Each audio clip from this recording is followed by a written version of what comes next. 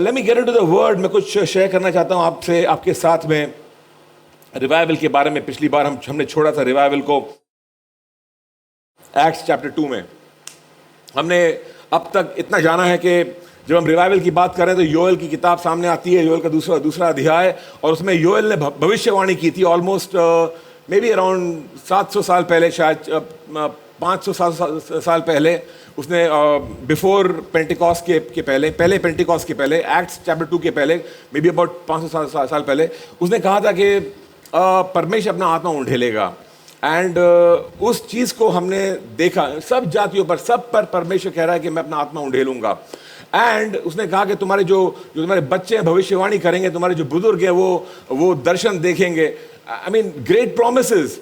500 से 700 साल के बाद में एक्ट्स 2 का टाइम आता है नए नियम में, और वहाँ पर हम देखते हैं कि कुछ चेले जो यीशु मसीह के हैं, यीशु मसीह कुर्बान हो चुके हैं, स्वर्ग में जा चुके हैं। उन्होंने चेलों को कहा वेट करना, मैं अपना आत्मा भेजूंगा तुम्हारे ऊपर, और जब तुम सामर्थ पाओगे तो मेरे गवाह बनना। और वो वेट कर रहे हैं, और पवित्र आत्मा उतरता है, पहली बार पृथ्वी के ऊपर उतरता है, और ये जो पवित्र आत्मा से भर जाते हैं, अन्य भाषा में बोलना शुरू करते हैं। और हम देखते हैं वो जो रिवाइवल की बात चल रही थी, वो यहां पर हम देखते हैं उसको होता हुआ। परमेश्वर अपने आत्मा को उंडेल देता है। मैंने बताया आपको रिवाइवल का मतलब है एक उंडेलना। इट्स नॉट अबाउट कि मैं आराधना में आया, मेरे रोंगटे खड़े हो गए, मेरे को आई फील गुड। ये रिवाइवल की मैं बात नहीं कर रहा। ये भी अच्छी चीज है, बुरी चीज नहीं है, लेकिन मैं इसकी बात नहीं कर रहा हूं। हम बात कर रहे हैं उंडेलने की। मतलब परमेश्वर जब आत्मा उंडेलेगा तो हमें कोई डाउट नहीं होगा कि आत्मा उंडेला है उसने। वो 1-2 पे नहीं उंडेलने वाला है, सब पे उंडेलने वाला है। Do you understand this? It's not going to happen कि ये रूम में 4 लोग हैं और एक जन आत्मा से भर गया, बोला हाँ मैं आत्मा से भर गया हूं और प्रभु ने मुझे रिवाइव। नो, जब आप सोचो ना, जब पानी कोई उंडेलता है तो ऐसा नहीं कि एक ही पे गिरता है, वो एक इलाके पे गिरता है पूरा। आप सोचो स्वर्ग से जब बारिश होती है तो सिर्फ 2 घरों पे नहीं होती है, बारिश पूरे शहर पे होती है। और परमेश्वर उस उंडेलने की बात कर रहा है। ये 120 लोग जमा एक कमरे में, और ऐसा नहीं हुआ कि 2-4 के ऊपर पवित्र आत्मा उंडेला, परमेश्वर ने सबके ऊपर उंडेला और सबके सब आत्मा से भर गए। और मैं उस रिवाइवल की बात कर रहा हूं जब सबके सब आत्मा से भर जाते हैं और परमेश्वर उंडेलता है। और वो उसने किया वहां पर, और हमने उसका पिछली बार देखा, उसका रिजल्ट क्या था। नतीजा बहुत सिंपल था, साफ दिखा हमें। सब लोगों को खबर हो गई, पूरे यरूशलेम को खबर हो गई कि कुछ तो हुआ यहाँ पर। यानी कोई शोर हुआ, हंगामा हुआ, लोग चिल्लाने लगे, चीखने लगे, लोग शायद लोग परमेश्वर की स्तुति करने लगे। और रिवाइवल का पहला असर ये होता है, हम सब जब आत्मा से भर जाते हैं परमेश्वर की स्तुति करना शुरू करते हैं। और कोई रुकता नहीं है, कोई रोकता नहीं किसी को, सब लोग स्तुति करते हैं परमेश्वर की। स्तुति is a big sign of the revival. स्तुति रिवाइवल का बहुत बड़ा चिन्ह है। इसके साथ साथ एक और चीज होती है जबरदस्त, जो है वो यह कि पतरस हियाव से बहुत बड़े साहस के साथ में प्रचार करना शुरू करता है। रिवाइवल के टाइम पर लोग प्रभु का वचन सुनाना शुरू करेंगे, और ऐसे सुनाना शुरू करेंगे कि किसी का डर नहीं होगा। किसको सुना रहे हैं, लोग क्या कहेंगे, ऐसा नहीं होगा। आप गली से बाहर निकलोगे, किसी से बात कर रहे हो, अचानक 2 लोग खड़े हो गए आपकी बात सुनने के लिए, अचानक 3-4 खड़े हो गए, और आप अपनी आवाज उठा के प्रचार करना शुरू कर दोगे, और ढेर सारे लोग जमा हो जाएंगे और आप प्रचार करते रहोगे उनको। That's revival time. जो आप सोच भी नहीं सकते हो करने के बारे में, ये रिवाइवल के टाइम में होने वाला है, जब परमेश्वर अपने आत्मा को उंडेलता है। That's what's going to happen. So पतरस ने जबरदस्त तरीके से प्रचार करना शुरू किया। ढेर सारे लोग जुड़ गए चर्च में। रिवाइवल के टाइम में लोग जुड़ते हैं चर्च में। उसके पहले आप देखोगे चर्च धीरे धीरे बढ़ता है, धक्का लगाना पड़ता है, आओ प्लीज आइए, प्लीज आइए, प्लीज आइए। 11 बजे का चर्च है, 11:30 बजे लोग आएंगे, 12 बजे लोग आएंगे। 11:30 का चर्च कर दोगे तो भी 12 बजे आएंगे, 12:30 बजे आएंगे। आपने 12 बजे का चर्च कर दिया तभी 12:30 1 बजे तक आएंगे। आई मीन क्या है क्या ये?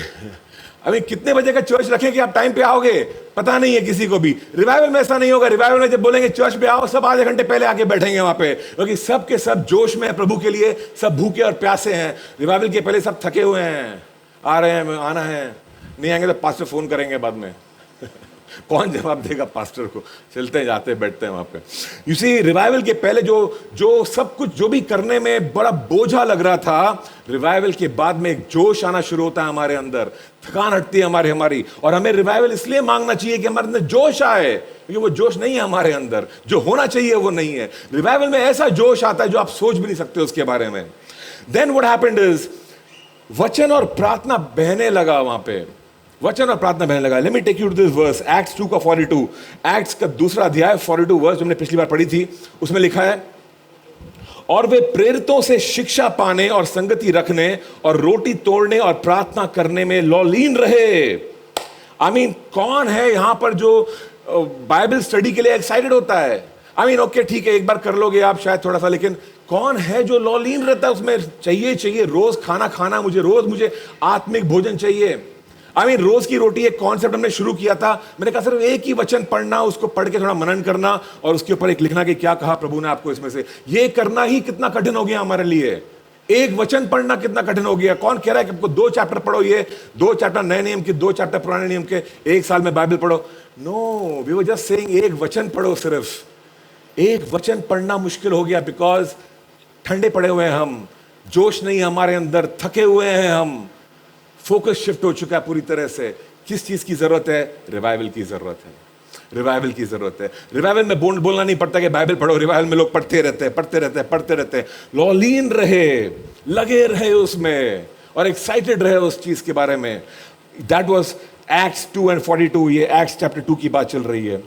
तो प्लीज डोंट बी मिस्टेकन। कभी कभी हम एक मीटिंग में जाते हैं, वर्शिप मीटिंग में, और वर्शिप होती है, हम बहुत एक्साइटेड होते हैं वर्शिप के बारे में, और जबरदस्त वर्शिप होती है, मतलब वाओ ग्रेट रिवाइवल आ गया है। वो थोड़े टाइम के लिए होता है, बाद में बाहर निकलते हैं, फुस हो जाते हैं वापस से। सेकंड डे तो भूल भी जाते हैं कि मीटिंग हुई थी कि नहीं हुई थी। वचन आया, भविष्यवाणी हुई, बोलते अरे क्या भविष्यवाणी थी, जबरदस्त था, मेरे को एग्जैक्टली सेम चीज बोली उस पास्टर ने। वेरी गुड, एक्साइटेड, रिवाइव हुए 2 दिन के लिए। उसके 3rd डे पे जाकर के देखो तो बाहर वापस से जिंदगी वही पटरी पर आ गई है, वही गाड़ी है, वही धक्का लगा रहे हैं, वही थके हुए हैं। क्यों ऐसा हो रहा है? There is no real revival। वो सिर्फ मोमेंटरी, कुछ पल के लिए कुछ चीज थी, एक थोड़ा पुश मिला हमको, लेकिन जो रिवाइवल की हम बात कर रहे हैं, उंडेलने की बात कर रहे हैं, वो उंडेलना नहीं हुआ। ये जो उंडेलता है परमेश्वर अपना आत्मा, ये चलता रहता है, काफी समय तक चलता रहता है, जब तक परमेश्वर चाहेगा चलता रहेगा। क्या आप मेरे साथ में हो? We want a revival that will stay। Let me go a little ahead, थोड़ा गहराई में जाते हैं। और क्या होता है जब रिवाइवल होता है? तो एक्ट्स 2 and 43 पे लिखा है, और सब लोगों पर भय छा गया और बहुत से अद्भुत काम और चिन्ह प्रेरितों के द्वारा प्रकट होते थे, और सब विश्वास करने वाले इकट्ठे रहते थे, और सब वस्तुएं साझे की थी। वे अपनी अपनी संपत्ति और सामान बेच कर जैसी किसी की आवश्यकता होती थी बांट दिया करते थे। Oh my goodness, revival time. हम बोल रहे हैं रिवाइवल की बात कर रहे हैं। क्या होगा? रिवाइवल में ये चीजें होने वाली हैं जो एक्ट्स 2 और 43 कहता है हमसे। सब लोगों पर भय छा गया। रिवाइवल के समय में सिर्फ मस्ती नहीं होती है, एक भय छा जाता है लोगों के ऊपर। और ये भय जो है, ये बुरा भय नहीं है, ये डर नहीं है, कि खौफ नहीं है कि ओ डर लग रहा है मुझको। No, it's not about that. ये एक आदरणीय भय है, आदरणीय भय। जैसे ही हमें जब एहसास होता है कि परमेश्वर की उपस्थिति यहां पर है, सब लोग चुप हो जाते हैं, क्योंकि एहसास हो जाता है कि परमेश्वर मौजूद है, और सबके सब शांत हो जाते हैं। क्यों? ये एक आदरणीय भय है, एक आदरणीय भय। आप एक रूम में बैठे हो, मस्ती कर रहे हो, और अचानक आपका जो पास्टर है वो अंदर आता है, आप सबके सब 2 मिनट शांत हो जाते हो। एक आदरणीय भय होता है। It just happens. कोई सीनियर व्यक्ति घुसता है, आप अपने क्लासरूम में मस्ती कर रहे हो, टीचर अंदर आता है, सब चुप हो जाते हैं। आदरणीय भय। सेम थिंग यहां पर, सब लोगों पर भय छा गया। और ये भय जो छा गया, मतलब ये एक रूम के अंदर भय नहीं छा गया, ये शहर की बात कर रहे हैं, ढेर सारे लोगों की बात कर रहे हैं, पूरी कम्युनिटी के ऊपर भय छा गया। आप सोच सकते हो, आप निकल रहे हो वहां से और सब लोग आपसे हेलो ठीक से अच्छे से बात कर रहे हैं, और कोई भी वहां पे बदमाशी की बात नहीं कर रहा है। सबका फोकस दिन भर एक ही चीज के ऊपर है कि परमेश्वर मौजूद है यहां पर, परमेश्वर कुछ करने जा रहा है, और कुछ तो हो रहा है यहां पर। सब लोग उस भय में चल रहे हैं। किसी का कोई फालतू बातें नहीं कर रहा है, कोई यहां वहां की बातें नहीं कर रहा है, कोई नहीं बोल रहा यहां जाते वहां जाते, ये करते वो करते, नहीं, शारीरिक बातें नहीं चल रही है, भय छाया हुआ है। आत्मा में है, सब लोग आत्मा में है, भय छाया हुआ है। Psalms 34 verse 9 पढ़ना जरा। हे यहोवा के पवित्र लोगों, उसका भय मानो, क्योंकि उसके डरवैयों को किसी बात की घटी नहीं होती। Do you understand this?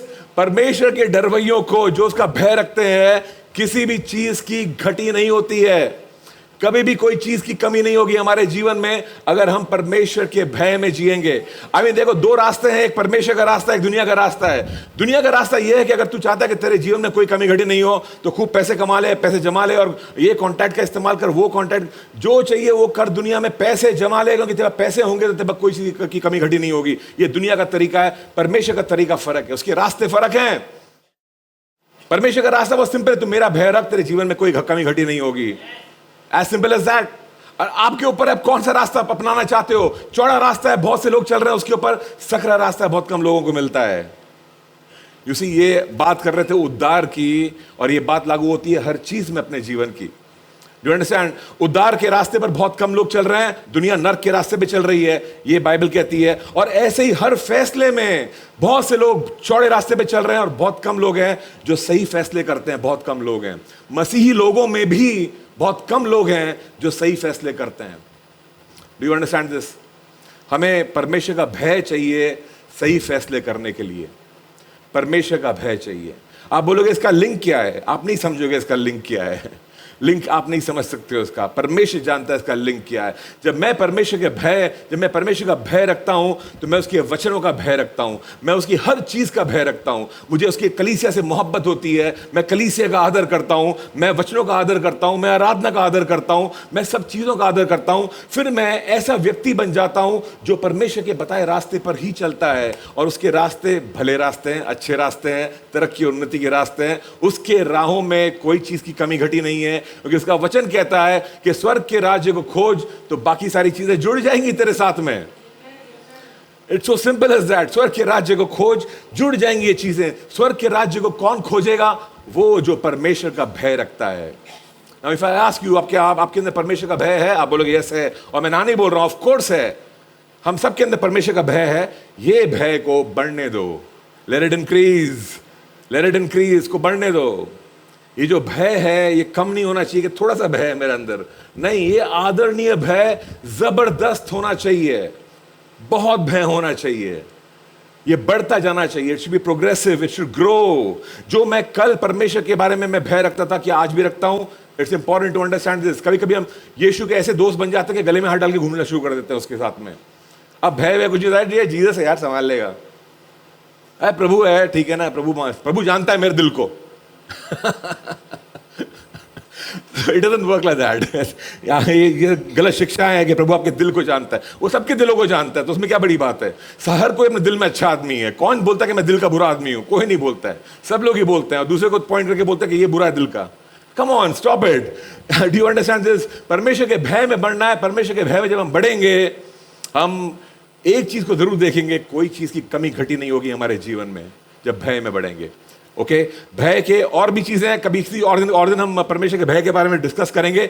But let me tell you, जो लोग परमेश्वर के भय में जीते हैं वो पहली चीज नहीं करते हैं, कानाफूसी नहीं करते हैं, वो किसी के पीठ पीछे बात नहीं करते हैं।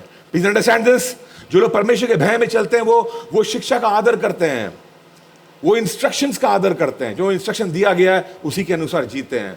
ये भय में चलने वाले लोग हैं, अधीनता में चलते हैं ये लोग। तो क्या हुआ जब रिवाइवल आया? एक्ट्स चैप्टर 2 में शहर के ऊपर भय छा गया।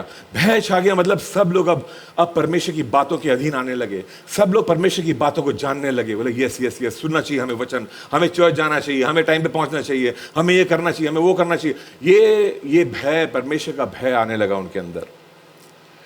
और क्या हुआ यहाँ पे कुछ अद्भुत काम होने लगे। इट से the Bible says over here, और बहुत से अद्भुत काम और चिन्ह प्रेरितों के द्वारा प्रकट होते थे। ये रिवाइवल की बात है। एक्ट्स चैप्टर 2 में जो रिवाइवल, जो परमेश्वर ने उंडेला, उसका नतीजा क्या था? चिन्ह चमत्कार फैलने लगे। अगर हम बहुत सारे चिन्ह चमत्कार होते हुआ नहीं देख रहे हैं, वो इसलिए क्योंकि रिवाइवल नहीं है, क्योंकि वो उंडेला नहीं है परमेश्वर ने हमारे ऊपर, क्योंकि हमने उसको बोला नहीं उंडेलने के लिए। और वो रिवाइवल की हमें जरूरत है, और वो चिन्ह चमत्कार देखने की जरूरत है। और चिन्ह चमत्कारों के लिए आप किसी के ऊपर दोष नहीं लगा सकते, तेरी वजह से नहीं है, तेरी वजह से नहीं है। ये तेरे मेरे की बात नहीं है, ये कलीसिया की बात है, ये पूरे चर्च की बात है, ये रिवाइवल की बात है। जब वो उंडेलेगा, सब पे उंडेलेगा, सब पे उंडेलेगा। वो चाहता है कि सब के सब भविष्यवाणी करें, वो चाहता है कि सब के सब चिन्ह चमत्कारों में चलें, सब के सब लोगों को चंगा करें। सिर्फ एक पास्टर नहीं और एक बड़ा आदमी नहीं, सब के सब, तुम्हारे बच्चे भी। That's what he wants. That's what he wants.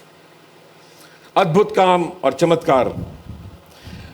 Acts में chapter 19, let me take you to Acts chapter 19। एक अद्भुत काम के बारे में थोड़ा और देखते हैं क्या लिखा है यहां पर। Acts chapter 19, God wants to do miracles through you. परमेश्वर आपके द्वारा चमत्कार करना चाहता है। God is a God of miracles. उसको अद्भुत, सुपर नेचुरल है। जो भी करता है परमेश्वर सुपर नेचुरल होता है, और वो तुम्हारे द्वारा करना चाहता है।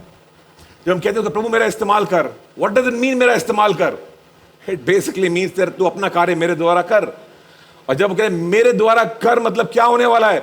चमत्कार होने वाले हैं, और कुछ नहीं, चमत्कार होने वाले हैं। It's going to be miracles, तरह तरह के अद्भुत काम। Now Acts chapter 19 verses 8 to 12।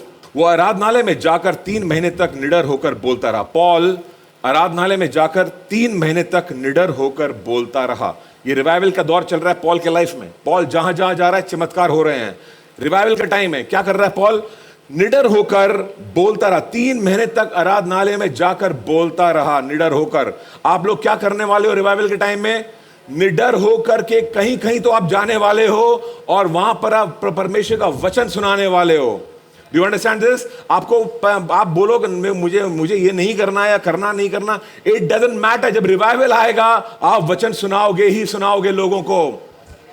Don't be stupid to से कि ये तो मेरा काम नहीं है, ये मेरी अनॉइंटिंग नहीं है, ये मेरा अभिषेक नहीं है। आई नो, मैं कितने लोगों को सुनता हूं ये बोलते हुए, और मैं बोलता हूं ओह तुमको सब कुछ मालूम है अभिषेक के बारे में। हाँ, तुमने फैसला कर लिया कि तुम्हारे ऊपर ये अभिषेक नहीं है, तुम्हारी ये बुलाहट नहीं है। क्या तुम सब कुछ जानते हो परमेश्वर के बारे में? I mean, don't fool yourself, read for yourself. क्या कहता है वचन?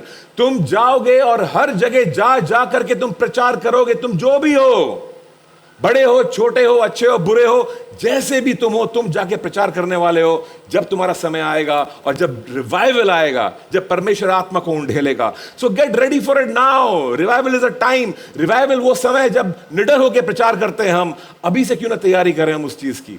Let's get prepared for it. हम ये ना बोले खुद को कि ये तो मेरा काम नहीं है, मैं तो प्रचार नहीं कर सकता हूं, मुझे तो आता नहीं है, मैंने तो सीखा नहीं है, मैं बाइबल जानता नहीं हूं। जब मैंने प्रचार करना शुरू किया मैं बाइबल नहीं जानता था, मैं कुछ भी नहीं जानता था, मैं हिंदी भी नहीं बोल पाता था ठीक से, मुझे बाइबल के शब्द नहीं मालूम थे। आराधनालय वर्ड पढ़ना पड़ता था मुझको, आराधनालय ऐसे पढ़ता था मैं।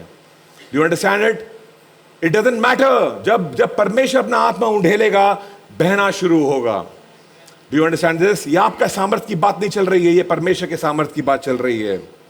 सो वो आराधनालय में जाकर 3 महीने तक निडर होकर बोलता रहा और परमेश्वर के राज्य के विषय में विवाद करता और समझाता रहा।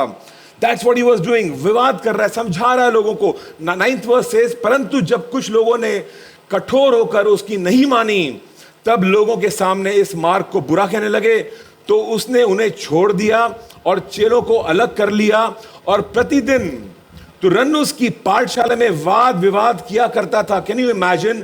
प्रतिदिन तुरन्नुस की पाठशाला में, एक पाठशाला खोली हुई है इन लोगों ने, एक बाइबल स्कूल खोली हुई है, और वहां पर लोग आ रहे हैं कि बाइबल स्कूल में, और ये लोग रोज बैठ के सिखा रहे हैं। वहां पे पॉल और उसके चेले मिल करके लोगों को सिखा रहे हैं, शिक्षा दे रहे हैं, और उनकी बाइबल स्कूल में स्टूडेंट्स आ रहे हैं पढ़ने के लिए। आप सोच सकते हो ये स्टूडेंट्स कौन होंगे?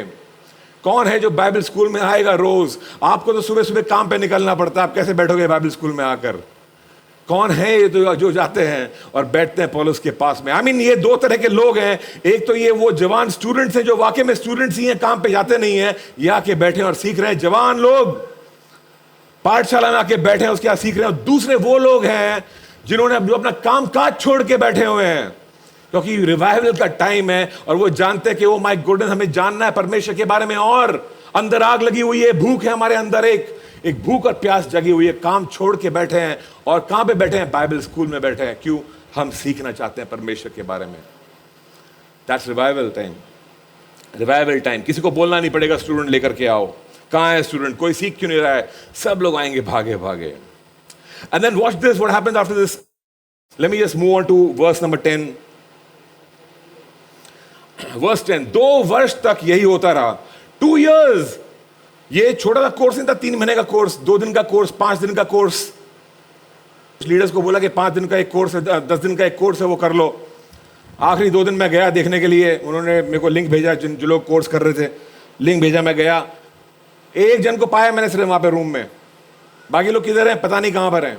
क्या हुआ? फुस। रिवाइवल की जरूरत है, रिवाइवल की जरूरत है। हम बैठ ही नहीं पाएंगे परमेश्वर की उपस्थिति में। रिवाइवल की जरूरत, उसकी आत्मा की जरूरत है। हमारी ताकत में हम नहीं चल पाएंगे, हमारी ताकत में हम नहीं चल पाएंगे। 2 वर्ष तक यही होता रहा। 2 years, 2 साल क्या कर रहे हैं वो लोग? रोज Bible study, Bible study, Bible study, Bible study. 2 साल हो चुके हैं।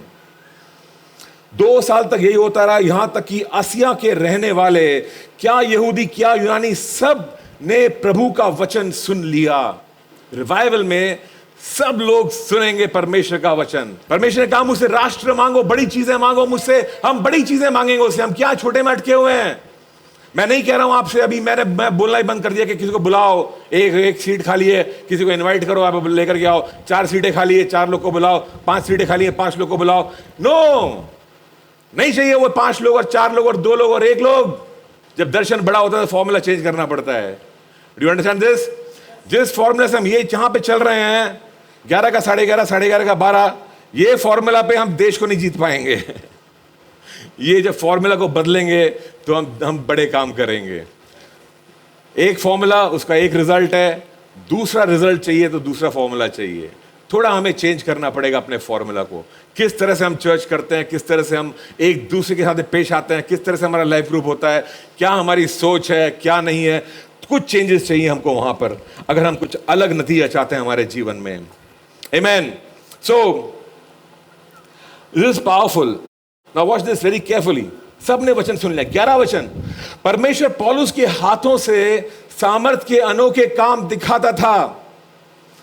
परमेश्वर पौलुस के हाथों से सामर्थ के अनोखे काम दिखाता था। इट्स नॉट सेइंग के पौलुस सामर्थ के काम दिखाता था, जी नहीं, परमेश्वर सामर्थ के काम दिखाता था। क्या आप समझ रहे हो फर्क क्या है इसमें? ये पौलुस नहीं है जो चमत्कार कर रहा है, ये परमेश्वर है जो पौलुस के द्वारा चमत्कार कर रहा है। The Bible is very clear. धोखे में मत आना, तुम चमत्कार करने वाले व्यक्ति नहीं हो, परमेश्वर चमत्कार करने वाला व्यक्ति है, वो केवल तुम्हारे द्वारा कर रहा है। सामर्थ तुम्हारा नहीं है, सामर्थ परमेश्वर का है। Are you with me? जब परमेश्वर उंडेलेगा अपने आत्मा को, तुम चिन्ह चमत्कारों में चलना शुरू करोगे। ये तुम्हारे पवित्रता की बात नहीं होगी, क्योंकि अगर ये तुम्हारी पवित्रता की बात होती तो तुम सब फेल हो चुके हो बहुत पहले। वो तो किस्सा खत्म ही हो चुका है हमारा। अब ये बात परमेश्वर की है, ये उसकी मोहब्बत की बात है, वो कितना प्यार करता है हमसे, उसकी बात चल रही है। Do you understand it? लेकिन डोंट बी मिस्टेकन, जब वो आत्मा उंडेलेगा तुम पवित्रता के भूखे बन जाओगे। तुम पवित्रता के भूखे बन जाओगे। तुम उन सब चीजों को निकाल फेंकोगे अपने जीवन से जो अशुद्ध हैं। बोले नहीं चाहिए मुझको ये सब चीजें, मुझे दुनिया के रास्ते भी नहीं चाहिए मुझको, मुझे सिर्फ मैं, मेरा परमेश्वर काफी है, इतना ही काफी है मेरे लिए, मैं और मेरा प्रभु, मैं और मेरा प्रभु, दैट्स ऑल। और तुम इसी के भूखे रहोगे। और इसीलिए मूसा 40-40 दिन तक बैठा हुआ था पर्वत के ऊपर, क्योंकि परमेश्वर के साथ में रिवाइवल में चल रहा है पूरी तरह से। आत्मा तो पूरी चारों तरफ घेरे हुए है उसको। क्या भूख और क्या प्यास, सोच भी नहीं रहा है कि मेरा रिटायरमेंट का क्या होगा, जब मैं बूढ़ा हो जाऊंगा तब मेरा क्या होगा। कुछ नहीं सोच रहा है, बोल रहा कुछ नहीं चाहिए प्रभु, तू काफी है मेरे लिए, तू काफी है मेरे लिए। रेगिस्तान से गुजर रहा है, कल खाना मिलेगा कि नहीं मिलेगा पता नहीं है, बोलता तू काफी है प्रभु मेरे लिए। क्यों? परमेश्वर ने घेरे हुए उसको। हम परमेश्वर का वो घेरा चाहते हैं। Are you with me? तुम चाहते क्या हो? क्या तुम अपनी तनख्वाह बचा बचा करके अपना घर बनाना चाहते हो, या परमेश्वर का उंडेला हुआ आत्मा चाहते हो? What do you want? तुम थक जाओगे दुनिया के रास्तों में, परमेश्वर के रास्तों में एक आजादी है, एक जिंदगी है यहां पे। Are you with me? किसी को मुड़ के बोला मुझे आत्मा चाहिए, मुझे बहुतायत से आत्मा चाहिए, मुझे परमेश्वर का भरपूर जीवन चाहिए। Now understand this. परमेश्वर ने कहा मैं आया हूं जीवन देने और भरपूर जीवन देने। उसने ये नहीं कहा कि मैं आया हूं जीवन देने और तुम्हें भरपूर जीवन कमाने। Are you with me? उसने भरपूर जीवन कमाने की बात नहीं कही है, उसने कहा मैं दूंगा तुम्हें भरपूर जीवन। It's a free gift. तुम्हें भरपूर जीवन का खोजी नहीं बनना है, मुझे परमेश्वर के राज्य का खोजी बनना है। भरपूर जीवन उसके राज्य के राहों में है। हम थोड़ा सा भटक जाते हैं कहीं कहीं पर, लौट के आने की जरूरत है। हम क्या कर रहे हैं? अपने आप को सेटल करने की कोशिश कर रहे हैं, हम खुद भी सेटल होने की कोशिश कर रहे हैं, बच्चों को भी सेटल करने की कोशिश कर रहे हैं, और सोच रहे हैं मैं सेटल हो जाऊं। कहां पे सेटल होगे तुम? ये पूरा देश अनसेटल्ड है, पूरी दुनिया अनसेटल्ड है। I mean just think about it. सोचना इन चीजों के बारे में। तो परमेश्वर पौलुस के हाथ के से सामर्थ के अनोखे काम दिखाता था, यहां तक कि रुमाल और अंगोछे उसकी देह से स्पर्श कराकर बीमारों पर डालते थे और उनकी बीमारियां जाती रहती थी और दुष्ट आत्माएं उनमें से निकल जाया करती थी। Can you imagine this? चमत्कारों का नेक्स्ट लेवल है। अब पौलुस कुछ कर भी नहीं रहा है यहां पे, पौलुस चमत्कार नहीं कर रहा है अभी। इसके पहले आपने जब पढ़ा कि परमेश्वर ने पौलुस के हाथों से सामर्थ्य के अनोखे काम दिखाए, तो आप बोलोगे ओ शायद पौलुस भी तो कर रहा था कुछ कुछ। अब पौलुस नहीं कर रहा, अब लोग कर रहे हैं। जो भी आ रहा है पौलुस को देख रहा है, हल्का रुमाल लेकर लगा रहा है, पौलुस पे से लगा रहा है, और जो बीमार है उसके ऊपर लगा रहा है, बीमार ठीक हो रहे हैं। Can you imagine that? Can you imagine that? Paul ने कुछ किया? पौल ने कुछ नहीं किया। पौल अपना काम कर रहा है, प्रचार कर रहा है, पीछे को आदमी कैसे करके जा रहा है, क्या कर रहे हो भाई? कुछ नहीं, आप प्रचार करो। हमको जो करना था हमने कर लिया। हम कुछ लेके जा रहे हैं, जो आपके ऊपर है हम उसको उतार के लेके जा रहे हैं यहाँ से, और जाके किसको दे रहे हैं? जो बीमार है उसके ऊपर रख रहे हैं। और क्या हो रहा है? वो बीमार चंगा हो रहा है, वो बीमार चंगा हो रहा है। Just wait. सुनने में इतना आसान लग रहा है, जबरदस्त लग रहा है। थिंक ऑफ दैट मैन, उस आदमी के विश्वास के बारे में सोचना, जिसने बैठे बैठे सोचा कि अरे ये पॉल है ना, और मेरे घर पे कोई बीमार है, मैं एक काम करता हूँ, ये रुमाल लेके जाता हूँ और पॉल पे ऐसा हल्का सा लगाता हूँ और घर ले जाकर। ये आइडिया कहां से आया उसको? ये विचार कहां से आया? ये विश्वास कहां से आया उसके अंदर? मैं होता, मैं बोलता पॉल प्लीज यार मेरे घर चलो, मेरा घर पे कोई बीमार बैठा है, मैं ये बोलता उसको आके हाथ रखो चंगा हो जाएगा। मैं पॉल को बोलता, ये तो वो नहीं बोलता पॉल अब तुम कर रहे हो जो कर रहे हो, मैं समझ गया क्या होना है। ये विश्वास कहां से आया उसके अंदर? This is revival. ये इंसान की समझ बुद्धि से बाहर है, ये इंसान के ऊपर निर्भर नहीं है। ये विश्वास कहां से आ सकता है? It's impossible. ये परमेश्वर का विश्वास है, ये मनुष्य का विश्वास नहीं है। ये परमेश्वर का विश्वास है, जो परमेश्वर गिफ्ट दे देता है अपने लोगों को कभी कभी। Do you understand this? मैं बैठा था, मैं सुना चुका हूं कई बार आप लोगों को ये बात, फिर से सुना रहा हूं एक बार। लीलावती में था, खत्म, I don't know creatinine level 7 या 8 ऐसा कुछ था। अभी क्रिएटिनिन लेवल क्या होता है मेरे को खुद अभी तक मेरे को पता नहीं क्या होता है, लेकिन 7 या 8 लेवल पे था। इतना नहीं होना चाहिए, कितना होना चाहिए?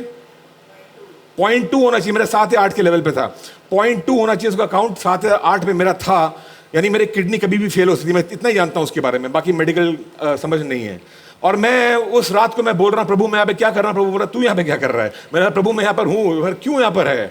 मैं जाऊँ यहाँ से? प्रभु ने बोला मैं तेरी देखभाल करूंगा। मैंने उर्वशी को बुलाया, नेक्स्ट डे डॉक्टर को बुलाया, मैं जा रहा हूं यहां से। डॉक्टर ने बोला तुम्हारा क्रिएटिनिन लेवल जो भी है वो लेवल 6, 7, 8 जो भी है उसके ऊपर है, तुम यहां से बाहर भी नहीं निकल पाओगे, तुम बेहोश हो जाओगे। मैंने कहा नहीं मैं जानता हूं, मैं बाहर निकलूंगा, मैं घर जाऊंगा, मैं घर पे रहूंगा अपने, मैं बिल्कुल ठीक होने वाला हूं, प्रभु मेरी देखभाल करेगा। बोले तुम पागल हो गए, तुम आत्महत्या कर रहे हो। मैं जो भी हो, लेकिन प्रभु मेरे को संभालेगा, मैं जानता हूं। मैं निकल के वहां से घर पे गया और घर पे रहा। मैं 15-20 दिन घर पे था, मैं कुछ हुआ नहीं मुझको, मैं एब्सोल्युटली सेफ। आप मेरे को अगर बोलोगे दोबारा ये चीज कर, आई एम नॉट श्योर मैं दोबारा ये चीज कर पाऊंगा कि नहीं कर पाऊंगा, लेकिन उस समय मैं कर पाया क्योंकि परमेश्वर ने अद्भुत तरीके से अपना विश्वास मेरे अंदर डाला। ये मेरे विश्वास की बात नहीं थी, ये परमेश्वर का विश्वास था। ये परमेश्वर है जो अपना कार्य कर रहा है, जिसने एक गवाही दी है जिंदगी भर लोगों को सुनाने के लिए।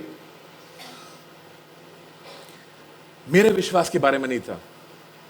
आप मेरे को आज भी बोलोगे विश्वास है ना, नो विश्वास है कि नहीं? कोई बोलेगा मैंने दुआ करता पैर में दर्द है, मतलब पता नहीं यार ठीक होगा कि नहीं होगा। ठीक, मेरे भी पेट में दर्द रहता है।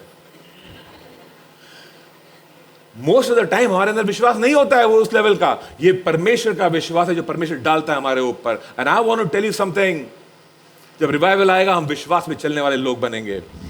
जबरदस्त होगा। कोई आएगा बीमार आपके पास, चंगा हो जा, अभी का अभी चलना फिरना शुरू कर, चलना शुरू करेगा। जीसस लगातार चल रहा है आत्मा के अभिषेक में पृथ्वी के ऊपर।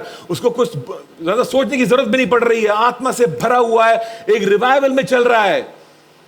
और वो चल रहा है, जो बोल रहा हो रहा है वो पानी के ऊपर चल रहा है।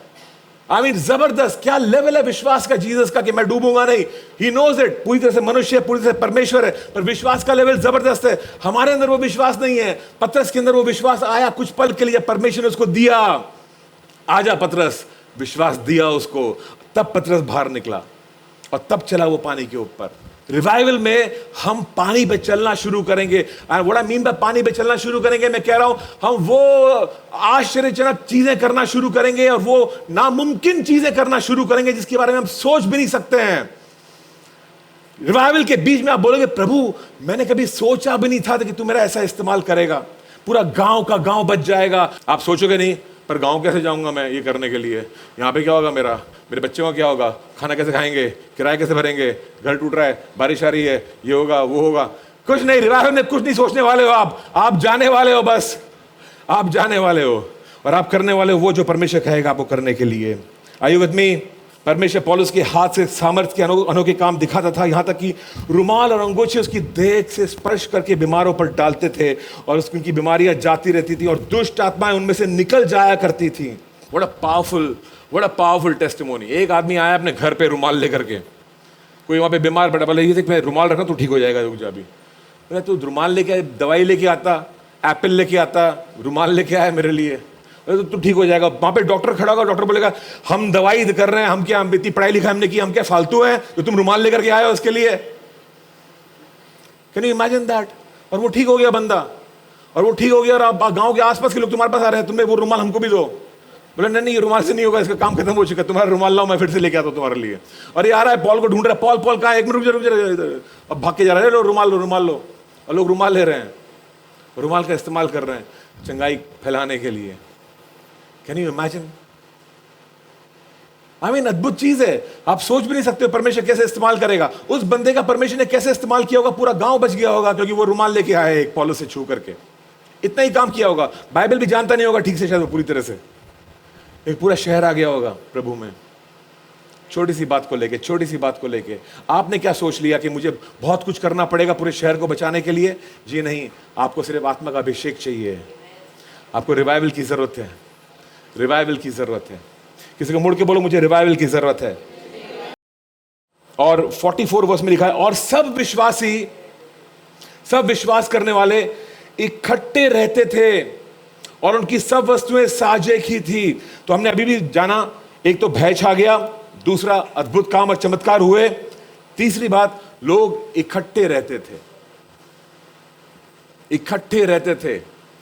आई कांट एक्सप्लेन टू यू, मैं आपको समझा नहीं सकता हूं इकट्ठे रहने का सामर्थ्य कितना जबरदस्त है, इकट्ठे रहने का सामर्थ्य। मैं जानता हूं कि वसई में मकान सस्ते हैं, मैं जानता हूं कि बदलापुर में और भी सस्ते हैं। जितने में आपको डांडा का मकान मिला है, बदलापुर में आपको पूरा 1 बेडरूम हॉल किचन अच्छा फर्निश मिल जाएगा शायद, राइट? विरार में सस्ता है, मैं आपको बता दूं असम में तो और भी सस्ता है। लेकिन क्या आपको वहां पे जाना चाहिए? एक इकट्ठा रहने में एक सामर्थ है, एक इकट्ठा रहने में कुछ तो बात है इकट्ठा रहने में। और परमेश्वर चाहता है कि उसके लोग, जो उसकी प्रजा जो है इकट्ठी रहे और पास रहे। और मैं अक्सर लोगों को बोलता हूं, जब तुम अपने घर चुनते हो कि मेरा घर कहां पे होना चाहिए, डोंट थिंक अबाउट मेरा घर कैसा होना चाहिए, कहां पे होना चाहिए बहुत जरूरी है। कैसा होना चाहिए बात की बात है, पर कहां पर होना चाहिए बहुत जरूरी है। वो इलाका बहुत जरूरी है, वो एरिया बहुत जरूरी है, क्योंकि कुछ सेवकाई परमेश्वर करेगा आपके द्वारा, और आप कौन से एरिया में आप एस्टैब्लिश हो वो बहुत जरूरी है। और कभी कभी जरूरी है कि चर्च के साथ में रहो, चर्च मतलब बाकी लोगों के साथ में रहो, इकट्ठे रहो। एक दौर है हमारा जो इकट्ठे रहने का दौर, जो बहुत जरूरी है हमारे लिए। इकट्ठे रहने में उन्नति है एक दूसरे की, जब हम इकट्ठे रहते हैं एक दूसरे की उन्नति कर सकते हैं। जब एक अलग हो जाता है अब उन्नति बहुत मुश्किल हो जाती है। आप कह सकते हो बदलापुर जा रहा हूं, लेकिन मैं पास्टर में हर संडे आऊंगा, मतलब तू नहीं आएगा हर संडे, तो यहीं पे रहते हुए नहीं आता है, वहां रहते कैसे आएगा? Do you understand this? So it's not going to happen. आप दिमाग से सोच सकते हो, एक चौड़ा रास्ता है, बहुत से लोग चल रहे हैं उसके ऊपर, और एक सकरा रास्ता है, बहुत कम लोगों को मिलता है। आप दिमाग से सोच सकते हो, बोलते हाँ फायदा है वहां पे रह लूं, उतना हो, बहुत कुछ हो जाएगा वहां पे रहने से, लेकिन इकट्ठे नहीं होगे तुम। इकट्ठा होना बहुत जरूरी है, इकट्ठे में एक सामर्थ्य है। तो when you choose your house, choose it carefully, ध्यान से अपना घर चूज करना। कहां पे रहता हूं? बच्चों के स्कूल के पास में, वेरी गुड। काम के स्थान के पास में, वेरी गुड। चर्च के पास में, वेरी वेरी गुड। अगर कुछ कुर्बान करना पड़ रहा है तो अपने काम के स्थान को कुर्बान करना, या बच्चे को कुर्बान करना, बच्चे के स्कूल को। क्यों? स्कूल कहीं भी मिल जाएगी आपको, काम भी कहीं भी मिल जाएगा, लेकिन चर्च वहीं पर है, लोग वहीं पर हैं आपके। वो इकट्ठा होना जरूरी है कुछ उद्देश्यों को पूरा करने के लिए। कुछ उद्देश्य हैं जो परमेश्वर एक एक आदमी से अलग अलग पूरा करेगा, और कुछ उद्देश्य परमेश्वर के हैं जो जबरदस्त हैं, जो सिर्फ इकट्ठे पूरे होते हैं। वो अलग अलग रहकर नहीं हो सकते हैं, वो साथ में रहकर ही हो सकते हैं। इसलिए इकट्ठा होना बहुत जरूरी है। इसलिए इब्रानियों में लेखक ने लिखा है कि इकट्ठा रहना, इसको निग्लेक्ट मत करो। इकट्ठा होना, इकट्ठा रहना, इसको निग्लेक्ट मत करो, इसको ऐसे ही नजरअंदाज मत कर दो। ये बहुत जरूरी चीज है, यही आपको जोश में रखेगी, और यहीं पर परमेश्वर का रिवाइवल है, यहीं पर उसकी आशीषों की बारिश है, इसी इकट्ठेपन में।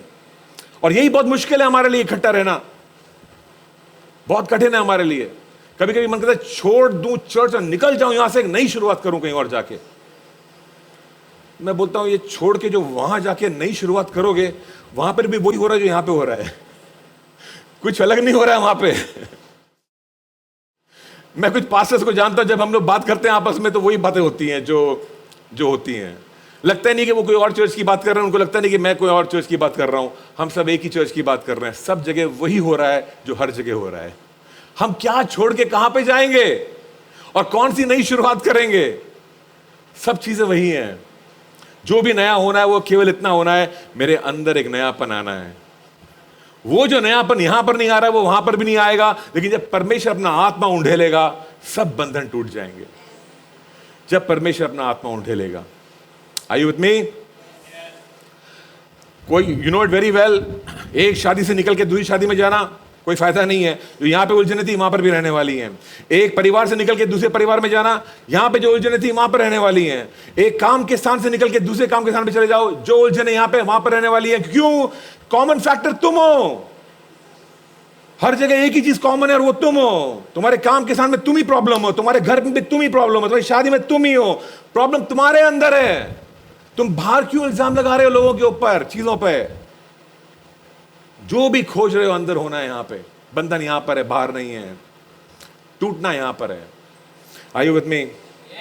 सब चीजें सब इकट्ठा रहते थे। Amazing.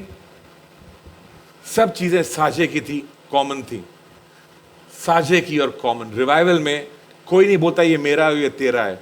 Nobody says that. Church बोलना बंद कर देंगे कि मेरी भेड़ है तेरी भेड़ है। मैं अपने ही चर्च में देख रहा हूं लोग झगड़ रहे हैं आपस में। हाँ ये मेरा चर्च है, तेरा लाइफ ग्रुप है, मेरा लाइफ ग्रुप है, तेरे लोग हैं, मेरे लोग हैं। ये लोग पागल हो गए तुम लोग। जब रिवाइवल आएगा तुम्हारे पास जगह नहीं होगी रखने के लिए। तुम बोलोगे लेके जाओ, मैं क्या करूंगा इन लोगों का? You won't have place to keep it. जब रिवाइवल आएगा तो यू वोंट हैव, आपके पास जगह नहीं होगी रखने के लिए। ये मेरे पैसे हैं, तेरे पैसे हैं, जगह नहीं होगी रखने के लिए। आप बोलोगे लेके जाओ, इट्स ओके, डजंट मैटर, कुछ फर्क नहीं पड़ता है। आई स्टिल रिमेंबर टाइम जब मैं 10 साल पहले मैं अपनी किताबों में 10-10 रुपए छुपा छुपा के रखता था हर जगह। फिर जरूरत के समय पे जाके ढूंढता था एक एक किताब खोल के, कुछ ना कुछ पैसे निकलते थे जमा हो जाए। हाँ पैसे हैं, थैंक यू। तो काम आते थे पैसे। वो समय था। आज का समय है। कभी कभी 10 रुपये पड़े होते हैं वहां पे टेबल के ऊपर, मालूम नहीं पड़ता कहाँ थे कि गए, क्या हुआ उसका मालूम नहीं पड़ता है। इट्स जस्ट देयर और नॉट देयर। कभी कभी 10 रुपये का सिक्का आता है, मतलब क्या करूंगा इसका, फिर रख देता हूँ हेड में। अब जस्ट पड़ा है वहाँ पे, not because I am rich man, क्योंकि अब वो ख्याल ही नहीं आता है कि 10 रुपये की जरूरत पड़ने वाली है, क्योंकि नहीं पड़ने वाली जरूरत। अब वो ख्याल नहीं था कि 100 रुपये की जरूरत पड़ने वाली है, 500 या 5000 की जरूरत नहीं पड़ने वाली। जरूरत पड़ेगी भी तो परमेश्वर पूरा करने वाला है। कुछ बदला नहीं है, हालात वही है। पैसों की अभी भी जरूरत है, खर्चा उतना ही है, खर्चा करना पड़ रहा है। लेकिन अब वो सिर्फ भय नहीं है अंदर, डर नहीं है अंदर, सिर्फ बदलाव बाहर नहीं हुआ है, बदलाव अंदर हुआ है।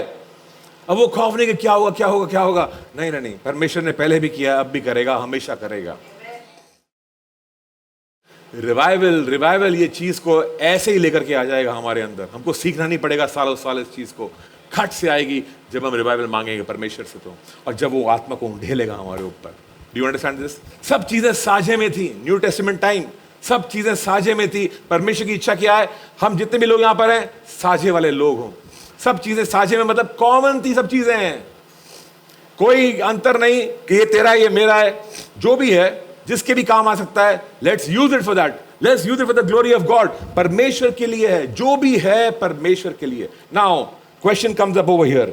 जैसे मैं कहता हूं सब चीजें साझे में थी, यानी सब चीजें सबके लिए थी। अब सबके दिल में एक ही चीज आ रही है अभी इस वक्त, उसके पास में ना वो है, साझे में आना चाहिए वो चीज। इसके पास में ये है, उसके पास गाड़ी है, उसके पास वो है, वो इतनी घड़ियां पहनता है, वो इतने कपड़े हैं इसके पास, इतने गहने हैं इसके पास ये, इसके पास वो है। सब लोग की नजर में आता है इसके पास ये, इसके पास वो है, और सब साझे में आना चाहिए। लेकिन no, it's not about that. ये दूसरों के पास क्या है और वो साझे में आना चाहिए नहीं है। ये मेरे पास क्या है जो मुझे साझे में देना है, ये उसके बारे में है। Do you understand the difference? समझ का फर्क क्या है इसके अंदर? ये जो वचन है, ये वचन दूसरों के लिए नहीं है, ये वचन मेरे लिए है, हर एक के लिए है। और हर एक के पास में कुछ ना कुछ है जो साझे में होना चाहिए। Do you understand this? और कुछ लोग बहुत कुड़कुड़ करते हैं कि ओ कुछ भी कॉमन नहीं है, किसी ने हमको हेल्प नहीं किया, कुड़कुड़ करते हैं। And I want to ask you something, क्या तुम्हारे पास कुछ नहीं था देने के लिए कभी? जब चीजें साझे में आती हैं तो सिर्फ जो बहुत सुपर अमीर लोग हैं हम उनकी ओर देखते हैं कि ये बड़े बहुत अमीर, बहुत पैसा इनके पास, इनको थोड़ा देना चाहिए। No no no, I am telling you something, जब साझे की बात चलती है, जो सुपर गरीब लोग हैं ये इनके लिए भी है। ये वचन दोनों के लिए बराबर का है और दोनों के सामने बराबर की चुनौती है। एकदम गरीब जो लोग हैं बोलते हैं हम कैसे देंगे, हमारे पास कम हो जाएगा। सुपर अमीर लोग हैं ऐसे ही बांटते रहेंगे तो क्या बचेगा हमारे पास। दोनों की समस्या सेम है, कुछ फर्क नहीं है। और हम दूसरों को देखते हैं, उंगलियां उठाते हैं एक दूसरे के ऊपर। यह वचन दूसरों के लिए नहीं है, यह वचन पर्सनल वचन है हम सबके लिए। आमीन। किसी को बोलना मेरे बारे में बात कर रहा है। फिर से एक और मौका दे रहा हूं, बोलना मेरे बारे में बात कर रहा है। आमीन। जो भी मेरे पास में है वो राज्य के लिए है, राज्य के लिए इस्तेमाल होना चाहिए और मुझे कोई शिकायत नहीं होनी चाहिए कि मेरी चीजों का इस्तेमाल हो रहा है राज्य के लिए। एंड द स्टार्टिंग पॉइंट मैं खुद हूं। क्या मैं अवेलेबल हूं राज्य के लिए? अगर मैं ही अवेलेबल नहीं हूं, मेरी चीजें क्या अवेलेबल होंगी? स्टार्टिंग पॉइंट मैं खुद हूं। खुद को अर्पित करो एक जीवित बलिदान मानकर। मैं खुद को ही अर्पित कर रहा हूं प्रभु, मैं पूरी तरह से तेरा हूं, जैसे इस्तेमाल करना है वैसे कर ले। बेनियन की एक मीटिंग हो रही थी यहां पे। जिस साल में प्रभु में आया उस साल बेनियन की एक जबरदस्त मीटिंग हुई थी बॉम्बे में, फरवरी। मैं कलकत्ता में था, यहां पे मीटिंग हुई थी। मेरी मम्मी ने फोन किया, मेरे को बोला कि बेनियन की मीटिंग हो रही है यहाँ पे, बहुत जबरदस्त, ऐसा था, चमत्कार हो रहे हैं, ये हो रहा है, वो हो रहा है। मतलब पता नहीं कौन है बेनियन, क्या कर रहा है, जो भी कर रहा होगा, मेरे को क्या करना है उससे। आई डोंट केयर क्या है बेनियन जो भी है। लाखों लोग आए हैं, मैं तो आए होंगे पागल हैं, क्यों गए हैं वहाँ पे, लाखों लोग गए हैं। ये मेरा एटीट्यूड था। प्रभु में आया, उसे कुछ दिनों के बाद में प्रभु में आया। मैं प्रभु में आया तो मैंने ढूंढने लगा बेनियन की मीटिंग्स को कहाँ पर है, गॉड टीवी पर, और बैठ के देखता था दिन भर। कभी कभी उसका रिपीट दिखाते थे, रिपीट भी देखता था, बैठ के देखता, चंगाई हो रही है, रो करके देखता था उसके शोज को, उसकी मीटिंग्स को। उस समय परमेश्वर ने सवाल पूछा, मैंने देखा, मैं मीटिंग चल रही है, मैंने बोला लॉर्ड ऐसा कुछ मुझे भी करना चाहिए जबरदस्त आपके लिए। प्रभु ने बोला ये लोग जो खड़े हैं यहाँ पे स्टेज पे, इनको सहायता के लिए कुछ लोगों की जरूरत पड़ती है। कभी कभी स्टेज के पीछे ट्रे लेके खड़ा होना पड़ता है पानी पिलाने के लिए स्पीकर्स को, तो वो करेगा। मैं लॉर्ड बस इतना ही मैं लॉर्ड करूंगा, I do it for you, मैं करने को तैयार हूं। ये I don't know which year it was, may be 2006 4 may be 4 या 5 में था जब मैं प्रभु में आया। उस साल की बात है। मैंने कहा लॉर्ड आई डू इट। उसके 4 साल बाद जॉइस मेयर की मीटिंग हुई और मैं मैनेजर हूं जॉइस मेयर के ऑफिस का बॉम्बे में। कहां से बन गया मेरे को खुद को पता नहीं है, लेकिन बन चुका हूं और मीटिंग ऑर्गेनाइज हो रही है वहां पे। और एक बड़ी जो दोपहर की सभा थी वो और भी जबरदस्त थी एक्चुअली। दोपहर की सभा में ऑलमोस्ट 50,000 कुर्सियां लगाई थी, एक टेंट बनाया था, 50,000 लोगों के लिए टेंट बनाया था। यहाँ का डेकोरेटर नहीं मिल रहा था, हैदराबाद से डेकोरेटर मंगाया था। डेकोरेटर ने कम से कम 20-25 ट्रक भर के माल लेकर के आया था हैदराबाद से Bombay. Can you imagine that, ये बॉम्बे में डेकोरेटर की कमी है, पर ऐसा कोई अजीब सी बात हुई थी। तो वो बड़ा सा टेंट बनवाया, कुर्सियां लगवाई, लोग आ रहे हैं, पानी का अरेंजमेंट करना है, पानी नहीं है वहां पे अचानक से, तो पानी मंगाना पड़ रहा है, बिस्लरी से ट्रक आ रहे हैं ना, ये सब ताम झाम चल रहा है। और वहां पे ब्रायन ह्यूस्टन वहां पे प्रचार कर रहा है और बोला माय गुडनेस, मेरे सारे फेवरेट लोग यहाँ पे स्टेज पे खड़े और मैं भागम दौड़ कर रहा हूँ यहाँ पे। और कर कुरा के जब सब खत्म हुआ, मैं खड़ा होकर देख रहा हूँ खत्म हो गया, अब तो लोग घर जा रहे हैं। मैं कहा लॉर्ड मेरा क्या, ये सब आए हालेलुया प्रेज द लॉर्ड करके चले गए अभिषेक से भर के, और मैं खड़ा हूं यहाँ पे थका रहा पसीने में वो उनका अभिषेक है, मेरा पसीना है। लॉर्ड ने कहा तूने कहा था ना तू करेगा मैं तेरे को मौका दिया। मैंने कहा thank you Lord, no problem, I am very happy. एक औरत आई भागी मेरे पास और मेरे को बोलती है brother thank you very much, ये आप लोगों की मेहनत है जिसकी वजह से हम इस अभिषेक में बैठ पाए हैं। ऑन द स्पॉट, मैं जानता नहीं उस औरत को, वो जानती नहीं मुझको, लेकिन वो आके मेरे को बोल रही है, brother thank you very much, आप लोगों ने जो किया है, थैंक यू फॉर इट, ये आप लोगों की मेहनत है, वरना ये हमें ये आशीष का कैसे मिलता। और मुझसे बात करती रही, मैं सुन रहा हूँ और मैं सोच रहा, प्रभु ये क्या है, व्हाट इज दिस। लॉर्ड मेरे को बोल रहा है, वेल डन, जो मैं तेरे को काम दिया तूने किया, that's good for you. I was so happy, मैं बहुत खुश था। छोटा सा काम मैं करने को तैयार हूं, लॉर्ड तेरे लिए, use me totally, don't be surprise. परमेश्वर बड़े काम के लिए इस्तेमाल नहीं करेगा तो छोटा काम देगा, डोंट बी सरप्राइज। वो छोटे में ही परीक्षा होती है हमारी, छोटे में ही परीक्षा होती है हमारी। But I am telling you something, revival के टाइम, जब रिवाइवल का समय आएगा, कोई काम बड़ा छोटा नहीं होगा, कोई काम बड़ा छोटा नहीं होगा। सब लोग भागेंगे सब कुछ करने के लिए, सब तैयार हो जाएंगे सब कुछ करने के लिए। बोलो काम दो हमें, हम क्या करें बताओ हमको, हम करना चाहते हैं कुछ तो राज्य के लिए। कोई नहीं आके बोलेगा अरे सारा मेरे को काम दे दिया, क्या मेरे को पीछे कर दिया, क्या मैं पानी पिलाऊंगा इन लोगों के, अरे क्या मैं सिर्फ साफ करूंगा क्या। Nobody will say that. सब खुश होंगे कुछ ना कुछ करने के लिए। जब इवेंट करेंगे तब नहीं सोचेंगे किसको ये काम दे, कौन करेगा। No, they will do it.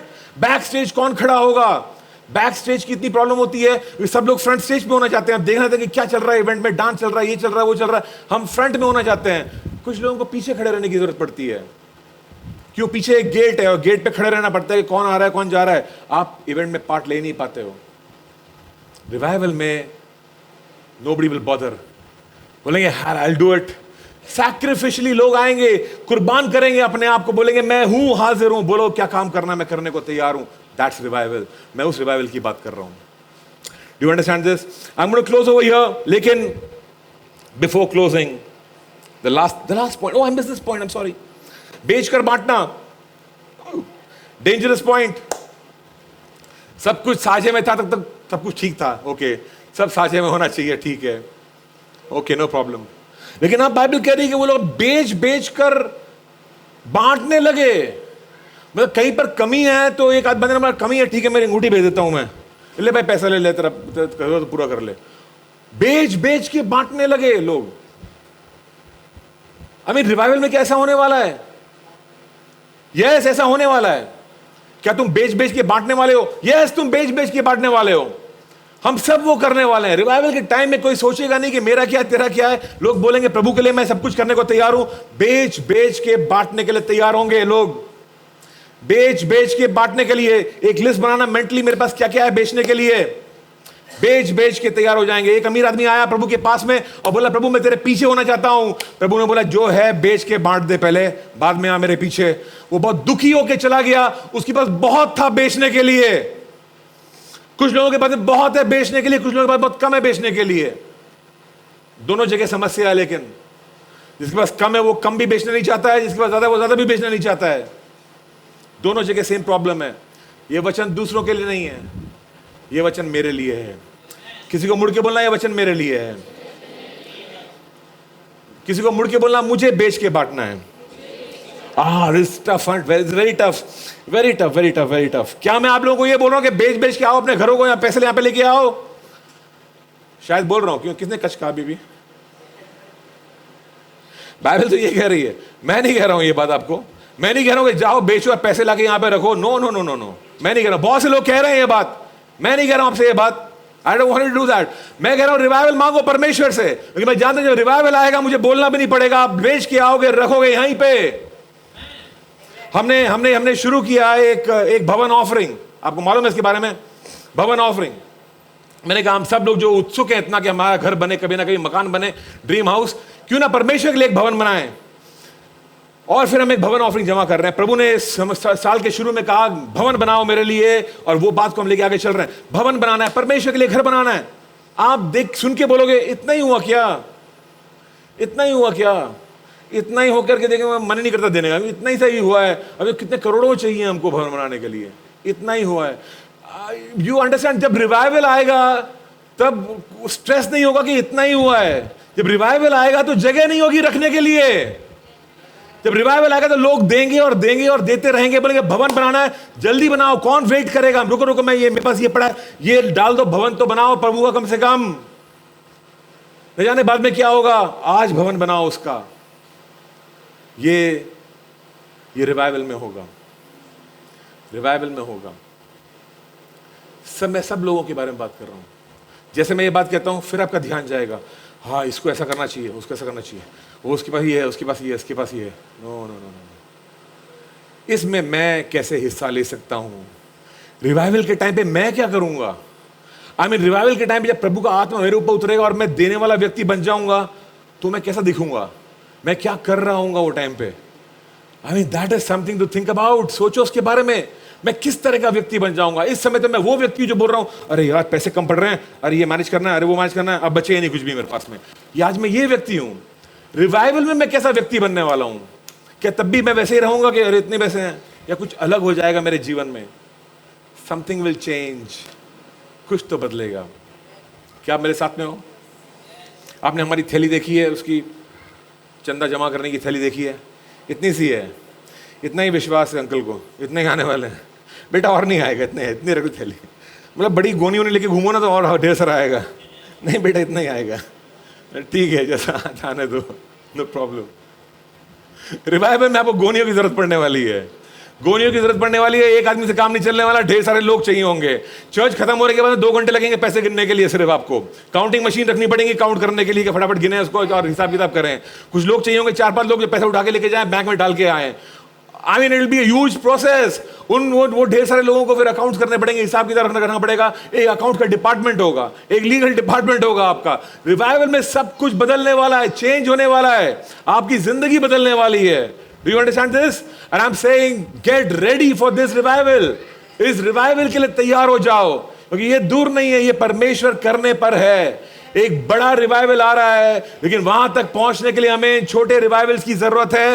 And I am telling you something, वो बड़े रिवाइवल तक हम में से कुछ लोग पहुंच नहीं पाएंगे अगर हम ये छोटे रिवाइवल नहीं मांगेंगे परमेश्वर से। तो अगर आज हम पुकारेंगे नहीं और आज नहीं कहेंगे प्रभु भेज रिवाइवल, हम में से कई लोग थक के पीछे हट जाएंगे, बिखर जाएंगे, पीछे हट जाएंगे, हमारा विश्वास टूट जाएगा।